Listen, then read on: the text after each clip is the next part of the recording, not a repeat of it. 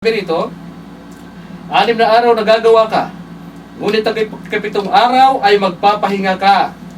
Sa panahon ng pagbubukid at sa pag-aani ay magpapahinga ka. Bawal sa Sabat, mga kaibigan, yung mag-ani, yung magbukid. Pero yung magkitil ng uhay, iba ho yun sa ani. Tingnan natin kung ano po ba ang pagpapaliwanag ng Biblia na talagang hindi ho pwedeng ihalintulad sa pag-ani o paglabag din sa Sabat yung pagkitil ng uhay. Deuteronomio 23, talatang 25. Deuteronomio 23, talatang 25. Ganito po ang ating mababasa. 23-25 ng aklat ng Deuteronomio. May laptop ako pero hindi na ako masyadong masanay na sa Biblia. 23-25, sabi rito, pagka ikaw ay pumasok sa nakakatayong trigo ng iyong kapwa, ay makikitil mo ng iyong kamay ang mga uhay, ngunit huwag mong gagalawin ng karit ang nakatayong trigo ng iyong kapwa. Yung salita pong gagamitan mo ng karit, yan ay pag-ani. Pero pag kinitil mo ng uhay sa pamamagitan ng iyong daliri, ay kakapiraso lamang ho yun, hindi yun pag-ani. Hindi paglabag sa araw ng Sabat. Pero kung tatanungin mo siya, konteksto daw, konteksto daw yun, doon pala sa 2 talata, hindi na ho naintindihan yung ani at saka kitil. Paano ho pa natin paniniwalaan yung kanyang konteksto daw? So papansin natin, mga kaibigan, yan po ay medyo tingnan ho natin mabuti yung kanyang mga binibitawan, ano po, na pangungusap. At isa pa po na gusto po nating makita at lilinawin, yung pong sa Genesis 2, 1 hanggang 3, mga kaibigan, na sinabi po roon, tamang-tama ho, at naniniwala rin naman pala siya na si Kristo mismo yung nasa Genesis 2, 1 hanggang 3. Ang problema na lamang niya roon ay hinahanapan na tayo ng utos. Sa Genesis, pumunta sa utos ang ating paksa, Kristiyano. Okay? Pero pumunta doon sa Genesis. At susundan na lamang natin siya. Ginamit ko lamang ang Genesis para patunayan na yung Kristo ay Panginoon ng Sabat. At ang kanyang pagiging Panginoon ng Sabat, nagpapakita mismo siya ng halimbawa ng kanyang pagiging Panginoon ng Sabat. Siya ang nagpakita ng halimbawa ng pangingilan ng Sabat. Ang hinahanap niya, nasa Genesis 2 daw, utos ba? Ba't kung ka naghahanap sa Genesis 2 ng utos? Di maghanap ka ng utos doon sa Exodo 20, dahil nandun ang utos sa Sabat. Ba't hindi yun ang binasa? Di ba yung nasa nasa Exodo 20, talatang 8 hanggang 11, nandoon ang utos sa Sabat. Bakit iniutos? Sapagkat ang Diyos mismo, pagkatapos na lalangin ang langit at ang lupa, dun sa Genesis 2:1 hanggang 3, ibinigay ang Sabat sa mga tao. At yung pagbibigay niya ng Sabat, ito ay nangangahulugan ng pag-aalaala sa kanya bilang dakilang manlalalang ng langit at lupa. Ang sabi dun sa Exodo 20, talatang 8 hanggang 11, pag-alalahanin mo ang araw ng Sabat upang ipangilin. Sa talatang 11, sapagkat, yung salitang sapagkat, yun ang dahilan. Ginawa ng Diyos ang langit at lupa sa 6 na araw at nagpahinga ng ika-7, na ano pat pinagpala ng Panginoong Diyos ang araw ng Sabat. At pinaka-banal. Hindi ba yan ay saktong-sakto na kinuha mismo ng sumulat ng Exodo na si Moises doon sa Genesis 2:1 hanggang 3? Hindi ba yan ay may relasyon doon? Hindi dapat doon mo binasa, hindi doon sa Genesis ka nagsisisiksik na sasabihin mo, walang utos dito. Wala nga utos dyan. Hanapin mo doon sa may utos. Doon mo makikita ang utos. Ayan. Kaya po, sa panahon po ng ating Panginoon Jesucristo, hanggang sa panahon ng 20th century, tulad aking sinabi, wala na lang akong talagang oras, marami ho akong maipapakita sa inyong referensya na hindi kailanman naputol ang pangingilin ng mga lingkod ng Diyos na mga Kristiyano ng araw ng Sabat. Amen. Okay. Ayan. At ngayon ay bigyan natin. Running time to, Brother Ramel. Sagot agad. Okay. Salamat, kapatid na Johnson.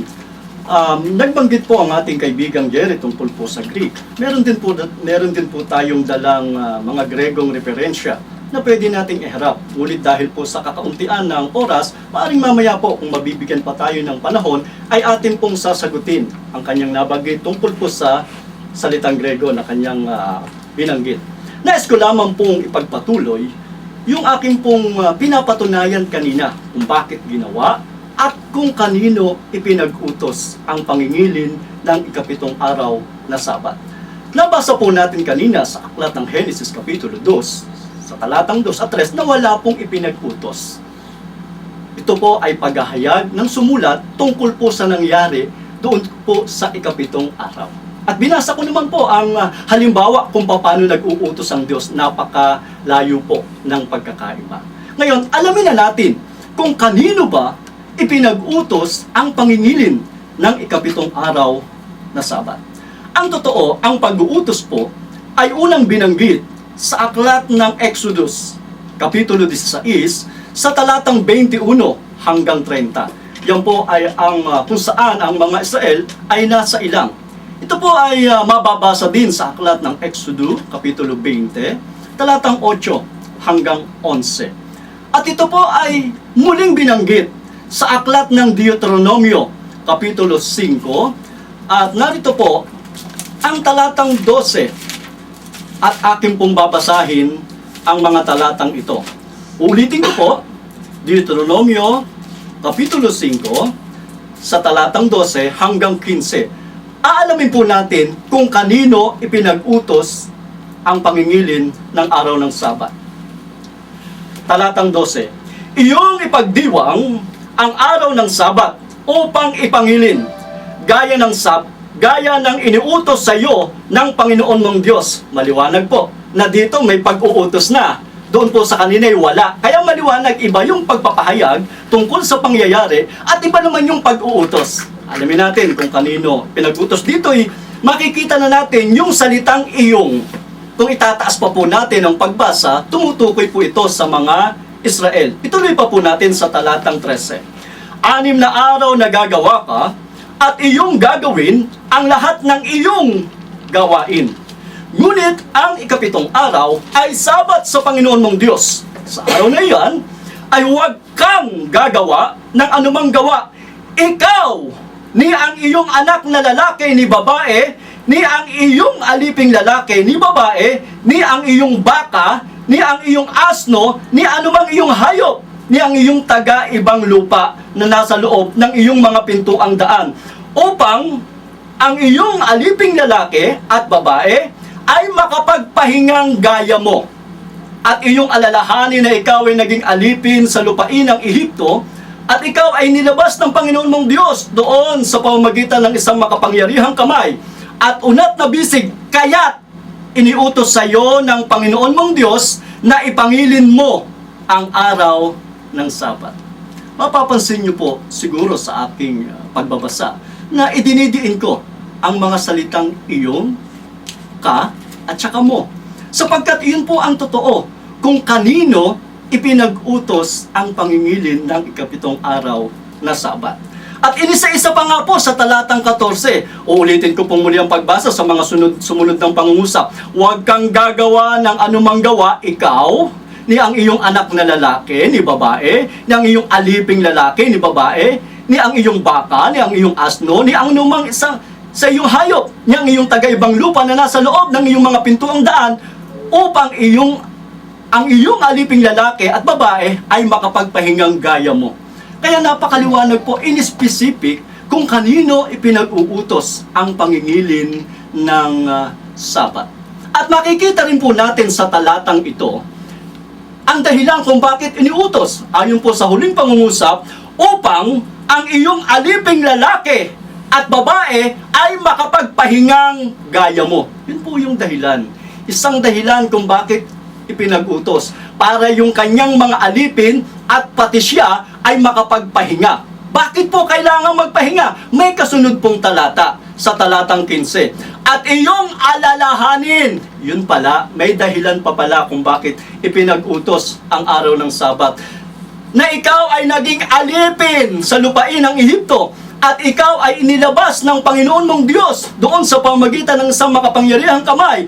At unat na bisig, kaya't iniutos sa iyo ng Panginoon mong Diyos na ipangilin mo ang araw ng Sabat. Mapapansin niyo po kung bakit at anong layunin ipinag-utos sa mga Israelita ang pangingilin ng araw ng Sabat. Sapagkat inilabas ng Diyos ang bansang Israel sa lupain ng Ehipto. Kung bakit inilabas? Sapagkat ang mga Israelita ay nasa alipin nung panahong sila ay nasa Ehipto. Kaya naman ipinag-utos yung Sabat para sila, pati yung kanilang mga alipin, dahil sila naging alipin, ay makapagpahinga. At mapapansin din po natin ang dahilan kung bakit iniutos. Dito'y mapapansin din po natin na dito sa panahong ito, iniutos ang pangingili ng Sabat o sa mga Israelita at hindi po sa mga patriarka o sa aking binasa kanina. Wala pong inuutos kay Adan, kay Noe, wala pong inuutos. Dito po'y makikita natin na malinaw na dito sa panahong mga Israelita, ipinag-utos yung pangingilin sapagkat may dahilan. Sapagkat ang mga Israelita ay inilabas sa pagkaalipin ng Diyos. Katulad po ito ng utos tungkol po sa pagtutuli. Sa Genesis Kapitulo 17, doon po ay binabanggit kung papaanong iniutos ng Panginoong Diyos kay Abraham ang pagtutuli. Doon po ay ating mababasa na yung pagtutuli ay tanda ng tipan kay Abraham at sa kanyang mga magiging lahi. At iyon ay dapat tuparin ng kanyang mga magiging lahi. Sa makatwid, bakit inuutos bilang tanda ng tipan? Kailan inuutos? Natural, nung panahong iyon.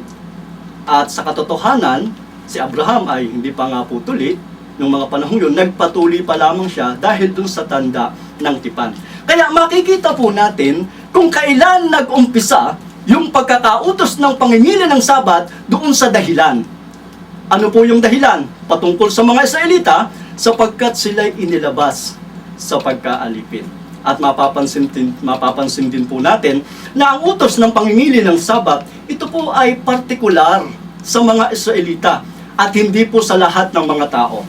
Babasahin ko po ang konteksto. Binasa ko po kanina ay talatang 12 hanggang 15. Babasahin ko po ang talatang 2 hanggang 3. Ang Panginoon nating Diyos ay nakipagtipan sa atin sa Horeb. Hindi pinagtibay ng Panginoon ang tipang ito sa ating mga magulang, kundi sa ating ngang nangarin itong lahat na buhay sa araw na ito. Kaya pansinin niyo po, yung binanggit sa mga kasunod ay hindi pinagtibay sa mga magulang. Sa mga tweet, ito'y pinagtibay sa mga Israelita. Maliwanag po yan. At mapapansin din po natin na binanggit ko po kaninang partikular sapagkat yung pong pangingilin ng Sabat, ito po ay tanda sa Diyos at sa mga Hudyo. 2 minuto. 2 minuto po. Kapitulo 31 sa talatang 13. Salitain mo rin sa mga anak ng Israel na iyong sabihin, katotohanang ipangingili ninyo ang aking mga Sabat, sapagkat isang tanda sa akin at sa inyo sa buong panahon ng inyong mga lahi, upang inyong makilala na ako ang Panginoon na nagpapadbanal sa inyo. Mapapansin niyo po na ang pangingili ng Sabat, ito po'y tanda sa Diyos at sa Israel. Hindi po ito tanda sa lahat ng mga tao. At kung bakit po inutos, dahil doon po sa mga Israelita, na gaya ng binanggit ko na kanina, nagpapatunay na ang utos na ito ay partikular sa mga Israelita at hindi po sa lahat ng mga tao. Bakit po naging tanda? Binasa ko po kanina sa aklat ng Deuteronomio Kapitulo 5 sa talatang 12 na iyong alalahanin. Ano po yung aalalahanin nila? Bakit naging tanda? Sapagkat ang Diyos na naglabas sa kanila sa pagkaalipin at ang Israel na inilabas ng Diyos sa pagkaalipin. Yan po ang pagkakautos kung kanino ipinag-utos. Ngayon, mapapansin din po natin sa pangingili ng Sabat, meron po itong kaakibat na mga handog at meron pa pong hatol ng kamatayan. Pansinin po muna natin. 20 seconds na. 20 seconds na lang po tayo at marahil kung mapuputol ay ating pong ipagpapatuloy mamaya. Sa aklat po ng Bilang. Ayan, ito mga. Okay, salamat po. Okay, Luis eh. Hindi na, mabibitin na mamaya na lang. Mabibitin. Okay, Brother Jerry, sige, agad. 5 minutong conclusion po yan. Sige. Napansin po ninyo mga kaibigan, yung ating kaibigan. Conclusion na niya, tapos mamaya. Kaibigan, ano po? Aba, ang iniisip ko talaga, Brother Johnson, ay doon niya ako uhulihin doon sa mga talata ko sa Bagong Tipan. Pero alam niyo ho ba, ang pinuntahan puro Lumang Tipan. Sa Lumang Tipan, alam niyo naman siguro, yan ay pabor lahat sa Sabat. At ang problema na lamang niya ay sa Israelita lamang daw talaga ibinigay yung Sabat. Talagang tinutulan niya ng gusto. Hindi niya tinutulan yung mga ginamit ko si Pablo, nanghili ng Sabat, yung mga Kristiyano sa Antioquia, nanghili ng Sabat. Dapat yan ang tinutulan niya dahil yun ay wala sa Lumang Tipan, nasa Bagong Tipan. At ang paksa namin ay Kristiyano. Ang pinuntahan mo naman ay yung mga Lumang Tipan, ay hindi naman ho yun ang kung kumbaga sa nasa ring ko pa rin yun. Kumbaga sa boxing, baluarte yun sa pangingili ng Sabat. Ngayon, puntahan natin yung ginamit niya, yung Deuteronomio 5. Dito na lang siguro, dito siya nagbigay ng ganyan diin. Ang sabi po riyan ay, alalahanin mo yung Sabat daw, kaya't iniutos. Dito siya kumuha ng buwelo, yung salitang kaya't iniutos. Pero naroon na rin yung kanyang paliwanag. Ang sabi niya, kaya daw iniutos kasi hindi nakapagpahinga. Yan naman nadalas na sinabi kanina. Ang dahilan, dahil hindi sila nakapagpahinga. Ay di sa makatuwid, kung may paraan sana makapagpahinga, di nagpahinga pala. Kaya pala ibinigay, ay sapagkat hindi nga nakapagpahinga. Hindi ba? Kaya kasi sinasabi natin mga kaibigan, akala ko may lalim yung kanyang din, hindi naman pala. Mga kaibigan, dito po sa bahaging ito, makikita ko natin na kaya ibinigay sa mga Israelita. Ba't hindi niya kaya, tanungin ko sana kung talagang sigurado siya dito sa Deuteronomio 5 Kaya sa salitang pagdidiin-diin niya, yung salitang ikaw, mong, yun yung mga ginamit niya, no? Paano kaya kung tatanungin ko siya doon sa bahagi ng ilang mga kautusan doon sa Deuteronomio 5 na sinasabing, ang sabi roon, huwag kang magkakaroon ng ibang Diyos sa harap ko. At sasabihin ko, tingnan mo yung salitang ka. Sino ang tinutukoy na ka? Hindi ba mga Hudyo? Tanungin kita, yung ba'y masama din sa'yo na magkaroon ng ibang Diyos maliban sa Diyos? Palagay ko, alam niyo ang isasagot niya. Ang ibig lamang natin sabihin dito, ay namimili lamang siya ng kanyang gustong alisin sa kautusan ng Diyos. Pero alam niyo mga kaibigan, hindi katakataka yan. Bakit po? Tulad ng sinabi natin kanina, yun po mga tumutulig sa at tumututol sa Sabat, mga kalaban ng Diyos yan. Na hindi naman natin pinipersonal yung ating kaibigan. Pero ang atin rito ay ang sistema ng kanyang pagtuturo. Ang sabi po dito sa Ezekiel 22:26, ang mga saserdote niyaon ay nagsigawa ng pagdadahas sa aking kautusan at nilalapastangan ng aking mga banal na bagay. Sila'y hindi nangaglalagay ng pagkakaiba sa banal at sa karaniwan o kanila mang pinagbumuni-muni ang mga tao sa marumi at sa malinis at ikinubli ang alang mga mata sa aking mga Sabat at ako'y nalapastangan sa gitna nila. Sino raw po ang gumawa ng mga paglalapastangan sa harap ng Diyos? Ito daw po yung mga saserdote. Pag sinabi yung mga saserdote, ito yung kumakatawan sa mga leader at na mga lingkod, kuno ng Diyos na nagdadala ng kanyang salita. Pero tinutuligsa ang araw ng Sabat. Tinututulan ang pangingilin ng Sabat. Sabi ng Biblia, ito yung mga kalaban ni Kristo. Kalaban ng Diyos sa Biblia. Kasi ang mga Kristiyano sa panahon po ng unang siglo kasama ng mga alagad hanggang sa ikadalawampung siglo, 20th century, meron akong referensya dito, napakadami mga kaibigan, na hindi naputol. At ang nagtestimonya mismo nito na hindi naputol, hindi mga Sabbath keeper, Brother Johnson, kundi mga Sunday keeper na kasama niya, na nagbigay ng testimonya na sa bawat siglo ng kasaysayan, hindi napuputol ang pangingilin ng Sabbath. Hindi napuputol. Kaya nga pag pinuntahan niya pa rin yung aklat ng Lumang Tipan, hindi na ko na siya susundan doon kasi baluarte ko yun. Baluarte ko yun sa pangingilin ng Sabat. Ngayon, may mababasa ba tayo na talaga pati yung mga taga-ibang lupa na binabasa ho niya kanina ay inutusang mag-ilin ng Sabat? O ito sa Isaias 56, talatang 6, ang sabi rito, gayon din naman ang mga taga-ibang lupa. Taga-ibang lupa. Pag sinabing taga-ibang lupa, hindi ho yan kasama sa lahi ni Israel. Ay nagsisipangasiwa sa Kanya at nagsisiibig sa pangalan ng Panginoon upang magsipangasiwa sa Kanya at nagsiibig sa pangalan ng Panginoon upang maging kanyang mga lingkod. Bawat nangingili ng Sabath upang huwag lapastanganin at nag-iingat ng aking tipan. Ano sabi ng Diyos? Gayon din. Pag sinabi mong gayon din, parehas ang utos. Sino yung gayon din? Yung mga taga-ibang lupa. Pag sinabi mong taga-ibang lupa, Israelita ba yon? Hindi po. Yan ho ay mga hindi kabilang sa lahi ni Okay. Israel, inutusang mangili ng Sabat. Katulad ng mga Kristiyanong mga Hintil Amen. na nangili ng Sabat. Okay. Sige, Brother Mel. Salamat ulit, kapatid na Johnson. Conclusion na yan, ha? Bigyan mo lang At bilang conclusion po sa maikling oras, nais ko lamang ipagpatuloy yung pong aking sanang babasahin kanina, pero hindi ko na lang po babasahin dahil sa kakauntian ng oras. Pero maaari nyo pong isulat sa Bilang, Kapitulo 28, sa talatang 9 hanggang 10, kung saan diyan sa araw ng Sabat ay meron silang paghahandog. At meron din pong hatol na kamatayan tungkol po sa lalabag. Mababasa po natin ito sa Exodus, Kapitulo 31, talatang 14 hanggang 15, Kapitulo 35, talatang 1 hanggang 3. Diyan po ay maliwanag na mababasa natin na ang sino mang lalabag ay papatayin. Ang isang halimbawa po ay mababasa po natin sa Aklat ng Bilang, Kapitulo 15 sa talatang 32 hanggang 36, kung saan diyan ay merong isang taong nasumpungan ng araw ng Sabat na namumulot ng kahoy. At ang naging hatol nga po ay pagpatay.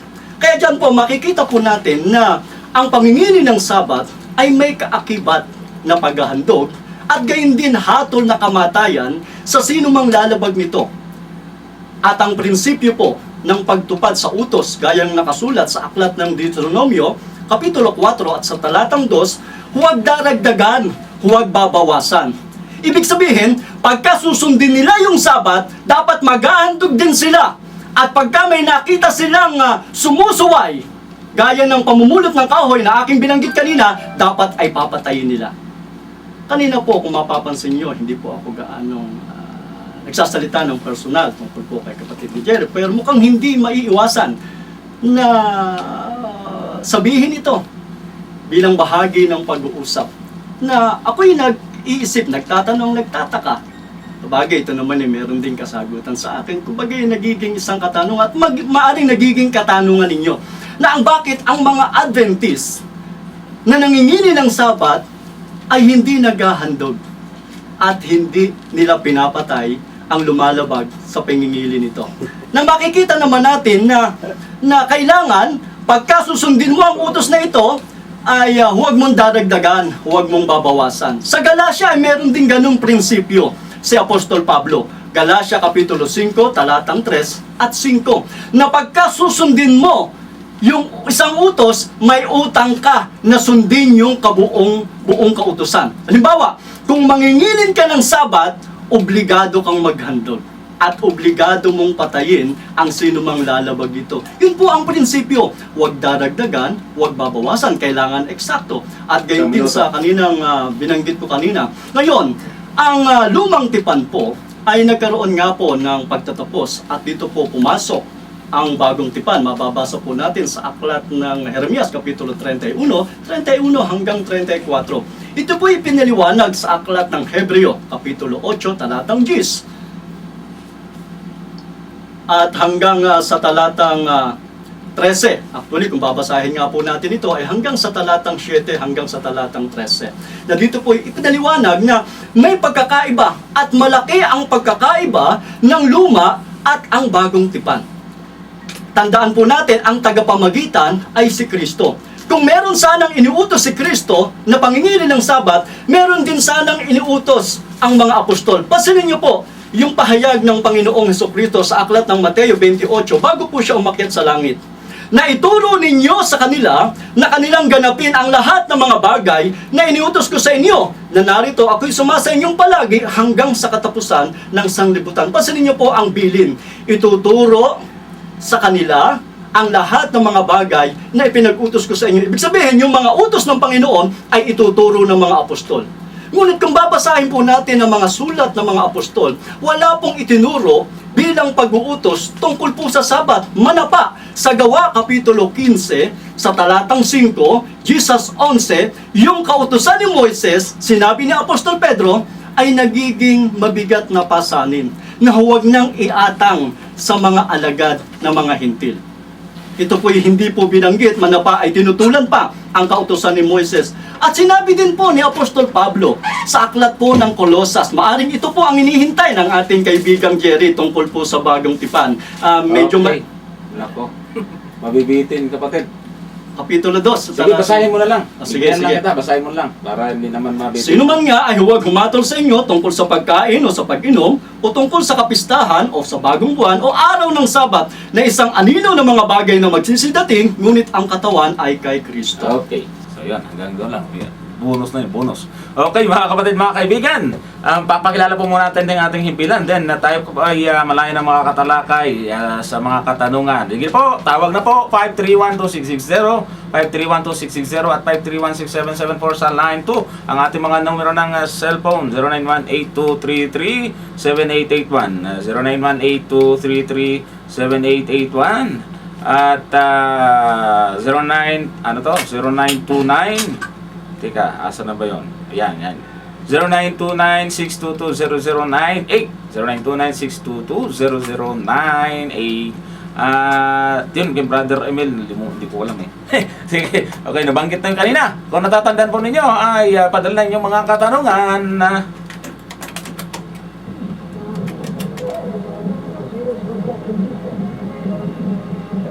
Po natin, pakisuot nyo yung mga headphone. May live question po sa atin. Line 2. Saan lilinang? Yung mga tatawag ata, sabihin nyo kung sino yung unin yung sasagot at para magkaintindihan tayo. Hello? Opo. Ang tanong ko po ay sa ating kaibigan na na-surprise. Ano po ba yung pangalan nila? Brother Emil. Brother? Emil. Emil. Ang tema po kasi ay inutos pa ang araw ng Sabat. So, ayun, malap tayo ng salita na inutos talaga sa Biblia, sa bagong tipan, sa mga Kristyano, sa takot tayo, di ba? Nandito po yung talata, si Pablo po ay nangangaral sa mga hintil. Ito po ang aral para sa mga hintil, kung tuwira niyan. Sa 4 Gs ng... May tanong po yan ha, may tanong. Tanong po ito, ang tanong po, ay inutos ba? Sasagutin ko kasi yung kanyang yung kanyang tema na para sa akin, sasagutin ko na inutos. Pero meron kayong tanong, dapat may tanong po kayo. Ang tanong para sa akin ay mababasa ko na inutos. Sapagkat po, kung hindi inutos na naman, ano nga naman ang susundin? So, para sa akin po ay sinasagot ko yung kanyang katanungan inutos sa Sige tema. po. Okay lang. Sige po, magbibigyan namin kayo. Sige po. Si 4 dito ang Hebreo, sabi ni Pablo, ang pumasok sa kanyang kapahingan ay dapat din ang pumasok sa kapahingan gaya ng Diyos nang siya ay magpahinga sa kanyang mga utos. Kaya magsubikap tayong pumasok gaya ng Diyos.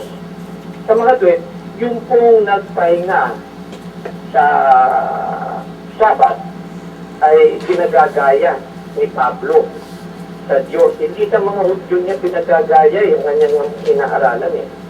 Yung pumasok daw sa pananampalataya Opo. ito, nakapahinga ng spiritual kay Kristo, ay dapat din namang magpahingang physical katulad ng ginawa ng Diyos nang siya'y magpahinga sa kanyang gawa. E di sa mga tuwing maliwanag na sinasagot ko yung katanungan may bababasa pa. Ayun, maliwanag ko sa sip. Sige po. Ang ano po? Ni Pablo na gumaya sa Diyos nang siya'y magpahinga sa kanyang mga gawa. Kailan po ba gumaya? Kailan Okay. si Kristo ang Diyos sa kanyang mga gawa? Di Genesis 2 mababasa natin. So pinagagaya tayo ni Pablo yung kanyang inaaralan sa pangiling na Sabat sa Diyos, hindi sa Udyo. Kaya may utos po mababasa sa mga punto na ipangilit. Okay po, sige po. Okay. Okay po, salamat po. Ayan, okay. Para po doon sa ano, pinagbigyan muna natin si Dr. Medina. Ayun, next time, yung mga susunod na tatawag ay direkta na po sa mga tanong. At direkta na, kung hangkat mari ay pa-exit po natin yung tanong. Okay? Ha? Sa line ano? Asan yun? Nagkisinyas dyan? Nawala? Line 1? Hello? Ayan. Okay na. Sige po. Hello, good afternoon. Sino si Brother Billy? Si Brother Johnson po ito. Kilala ko yung boses niya. Opo, Sige tao. Aray ko, ay, opo. Boy, naku born again ito. Sige po. Yung usap niyo yan, tumatanggil. Ay, bakit nagtatanong bakit walang utos si Cristo sa tungkol sa Sabat? May tanong po kayo? May yun nga itatanong ko. Mayroon, bakit kailangan mo mag-utos ang Panginoong Isus tungkol sa Sabat? Samantala, inutos na sinabing 10 utos na ang Panginoon Isus hindi pumarito dito para walang bisa ang kautusan. Pumarito siya talaga natin. Okay, sige po. Okay po, salamat. Nanay, dalaw ka sa amin. Namiss namin yung boses niya. Yun po isang born again na naniniwala na sa Sabat at 10 utos na kakapakinig. Okay, salamat po, Nanay Consek. Sige po, bakit daw iutos pa ni Kristo? Hindi nga siya naparito para mag-utos, kundi para ganapin. Saan naman? Siya yung tinanong. Salamat kapatid na Johnson. Ngunit bago po bigyan ng kasagutan yung pong nagtanong, ay nais ko po munang banggitin sa maliit na panahon yung aking pong number na pinakita po kanina. Sige, Johnson. Sige lang, okay. Brother Emil po, ito po ang aking cellular number, 0929-669-6162. Ulitin ko po uli, 0929-669-6162. At sa Globe po, meron din po tayong Globe. 0917-669-1464. 0917-669-1464. Yun po. Nais ko po munang sagutin yung pong unang tanong na bakit daw iuutos pa kung meron ng Ayan, okay. iniutos. Para bang pinalalabas niya na hindi na kailangang iutos pagka meron ng utos. Hindi po ganon. Maliwanag po yung aking babasahin kanina. Maliwanag po yung aking binasa